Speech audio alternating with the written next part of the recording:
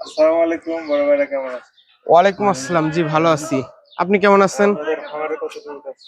আমাদের ফার্মে এখন 25টা মতো উট আছে। আপনারা এই যে এত কষ্ট করে এই যে রোদের মধ্যে উট পালন করতেছেন, কত টাকা?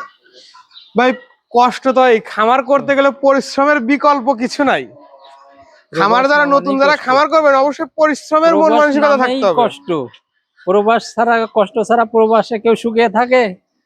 সব ধরনের কষ্ট। আচ্ছা, প্রবাসী ভাই, আপনি কত বছর এই কাতারে আছেন? আমি কাতারে 12 বছর, 12 বছরের 12 কাতারে। বছরে কি আপনি বাড়ি গাড়ি কয়টা করছেন এই যে বছর? বাড়ি গাড়ি আমাদের বেতন অল্প ভাই, সুযোগ সুবিধা তেমন নাই, এই জন্য আমরা এই খাওয়া দাওয়া শোধ হয়তো একটা টিনির ঘর উঠেছি দেশে। এই বাংলাদেশ তিনি করে দেখুন, ব্যাংকে কয় লাখ টাকা আছে? ভাই কিছুই নাই, খাওয়া দাওয়া শোধ। কোন জায়গায় কিছু করেন না? না ভাই, কিছুই করতে পারিনি। আমাদের এই প্রবাসী ভাই, প্রবাসী খামারি ভাই 12 বছর যাবত বিদেশ করছে, তার একটা টিনের ঘর উঠাইতে হবে।